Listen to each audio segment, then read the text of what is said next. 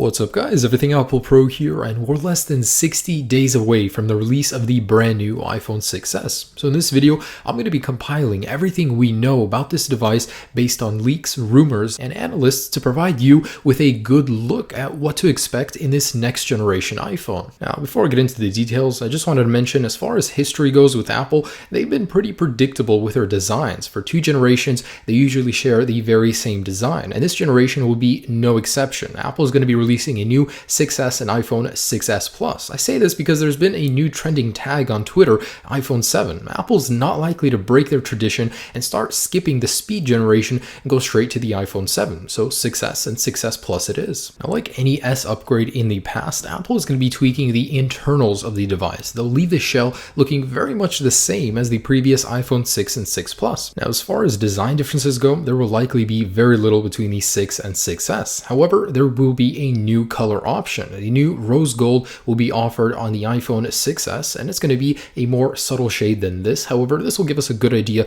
of what it will look like. And this is in a move to mirror the Apple Watch color choices, which is being currently offered in rose gold. And if you ask me, it's a fantastic color choice. And a couple smaller exterior changes we might be seeing: the FCC labels could no longer be required to be placed on the back of the device, so it will result in a cleaner look. Also, those antenna lines, not a lot of people agree with. They could actually adopt the color of the iPhone. So a new patent that Apple filed actually allows for a plastic that will look the same as anodized aluminum and match the color of it too. Another change that the 6S could be seeing is a 0.2 millimeters increase in thickness. Now, this could be for several reasons. For one, to accommodate that Force Touch technology, it's going to be adopted from the Apple Watch on the 6S. 2 is to make the structure more rigid, so it's less likely to bend. And 3, possibly to accommodate a slightly larger battery. Although design will change very little, the actual material will change. The iPhone 6S will adopt the 7000 series aluminum used in the production of the Apple Watch, which will result in 60% stronger aluminum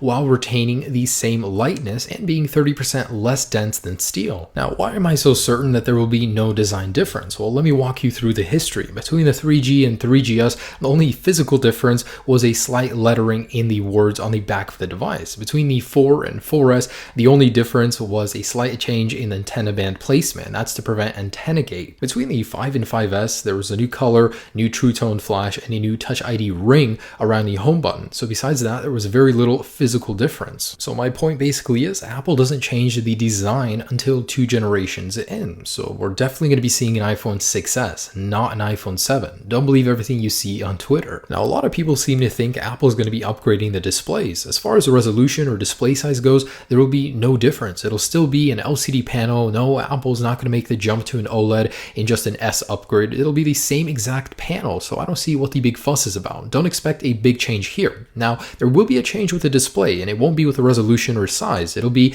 the new Force Touch technology, and that's something taken straight from the Apple Watch. Now, Force Touch basically differentiates between a soft tap and a firm press on your display. Now, this opens up a world of new interaction with your device. Some practical uses of Force Touch based on a leak: in the map application, instead of tapping to drop a pin, you can force tap and it'll actually drop one for you faster. Whenever playing any media such as video or music, you can scrub through music with different intensity based on how hard you're pressing on the button. That is really neat. Also, another one, in the calendar application, you can just tap and hold with Force Touch and it'll basically just drop an event in there. So there's going to be a lot of under the skin interactions that weren't previously available, and this will have a large learning curve to it, but oh man, once you get used to it, it's going to be really worth it. I mean, on a touchscreen display, there's really not much you can do besides touch it. With this gives a 3D depth to your actual phone display, and that is really cool. Now, Force Touch is nice and all, but Apple is severely lagging behind in terms of screen durability. This year around, Apple's looking to change that. They're going to be using a custom blend of materials for the display of the iPhone 6 by the makers of Gorilla Glass 4, and this new material is not Gorilla Glass 4, but it'll retain the durability of it while having a scratch resistant nearly that of sapphire crystal. Now, what's less likely to happen in terms of display? Although Apple did purchase a company that specializes in touch display driver integration, which basically allows for edge-to-edge displays and even built-in Touch ID function, it's not likely to happen. And if it were, it definitely would not be on an S upgrade, possibly the iPhone 7. Now, let's talk grip. As far as specs go, the iPhone 6 is no slouch. I mean, it is falling behind the competition, but Apple's going to want to up the ante. And with the iPhone 6s, Apple's going to be introducing the new A9 chip. It's a 14 nanometer construction compared compared to the 20 on the iPhone 6, and this is going to be Apple's second device behind the iPad Air 2 to feature 2GB of RAM. It will be 2GB LPDDR4 spec. Now there's no word on how many cores there could be, but it's possible it could be a triple core like the iPad Air 2, possibly even a quad core. But make no mistake, the iPhone 6s will be a powerhouse. Now the logic board from the iPhone 6s has leaked, and 9to5Mac reports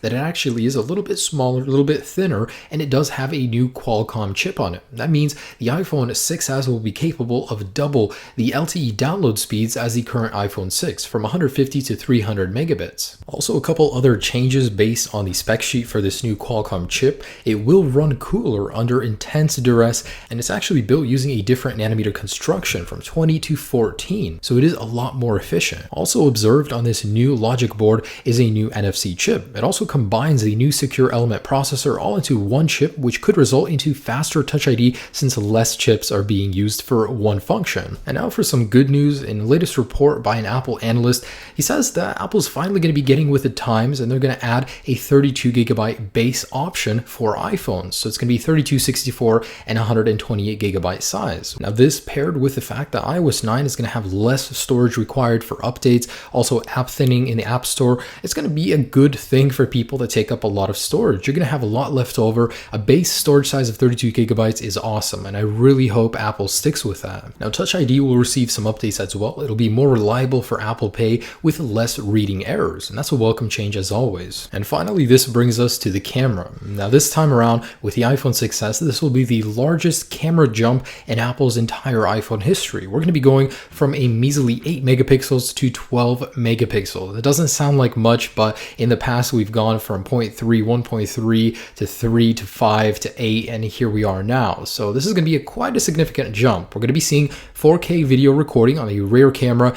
and a 1080p slow motion option. So that hasn't previously been available. It's always great to see that Apple moves forward with the camera, and this time around Apple is going to be reducing the size of the pixels to fit more into that little sensor. So what this means is basically when it comes to quality, there could be a very small increase. It's not likely to increase a lot, and low light performance might go down a little because as pixels get smaller, it's harder for them to pick up details in low light conditions. The front facing camera will be receiving some love as well. It'll now be a 5 megapixel wide angle sensor with 1080p video capabilities, and in a recent code leak it was learned that the front facing camera will be receiving some new functions as well. For one, it'll be capable of panoramic photos. Second, it'll be capable of slow motion as well, and third, there will be a front facing screen flash, so the entire screen will flash just like in Snapchat. And of course, if you opt for a smaller storage size, you'll be able to use iOS 9's new feature to change the resolution and everything in the camera settings to of course match all of your preferences. Now let's talk battery. If we take a look at the history of all S models, they do have a small yet justifiable increase in battery life. So this year there will be no exception. The 6S, based on rumors and leaks, will have a slightly larger battery, and this is based on the logic board. It is smaller and thinner in order to accommodate a slightly larger battery. There won't be a huge increase, but the actual battery life will actually be improved, not only because of the slightly larger battery, but because of the more efficient LPDDR4 RAM, smaller nanometer construction of the Apple A9 chip, as well as a more efficient LTE and NFC chip. The new low power saving mode in iOS 9 will certainly help as well. Alright, so this leaves me with a few smaller changes I'd like to mention. First off, high resolution audio support. That means a lightning connector headphones for higher quality audio. Also this new reversible USB charging cable. So if you actually remove it from this plug, you can actually plug it in upside down and it'll work exactly the same. That's because of the design inside. The actual design inside is directly in the middle, so it'll just fit any way into a USB jack, and that is really cool. So here's basically the smaller changes that could make their way to the iPhone 6s, and what's definitely not happening is any sort of waterproofing, removable SD card, or battery.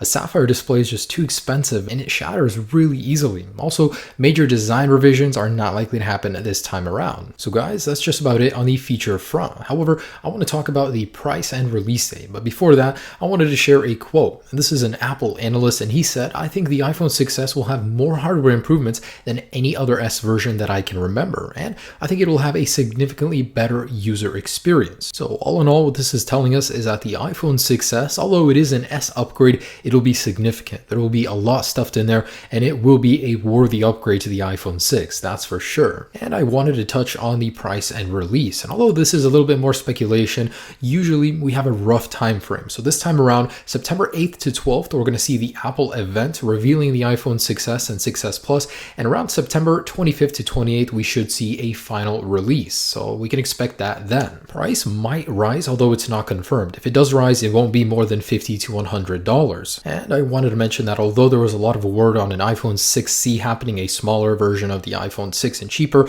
it won't happen. The reason being, the iPhone 6 sold so much better than the 5S because there was no cheaper alternative. It was either a really old phone or a new, updated, and advanced one. So to wrap it all up, guys, I just wanted to mention that the iPhone 6s is going to be quite a significant upgrade. There will be a lot inside that will make you want to upgrade from an iPhone 6, especially if you're running an older version of the iPhone. I mean, Force Touch, a new color, there's going to be a new material, it's going to be a ton faster, there'll be a base size of 32 gigabytes and 4K video with a new sensor. All very exciting, and I'm really looking forward to getting this thing in my hand, reviewing it, and seeing how it stacks up to the iPhone 6. But from what we're seeing, from what all the analysts are saying, this is going to be significantly the best S upgrade to any iPhone yet. So there you go, guys. That is everything we know about the iPhone 6s and iPhone 6s Plus. Sorry this video was a little long. There's just so much out there, so many leaks and confirmations for the new features. I wanted to include everything. Hopefully this gave you an idea of what to expect in the iPhone 6s. Will it be worth it? Only the final release will be able to tell us that, comparing it to the older version. And on my channel, I'm going to be having everything: reviews, unboxings, comparisons, so stay tuned for all of that. Be sure to check out many of my other videos on the iPhone 6s. Enjoy your current 6 and have a great day. Peace.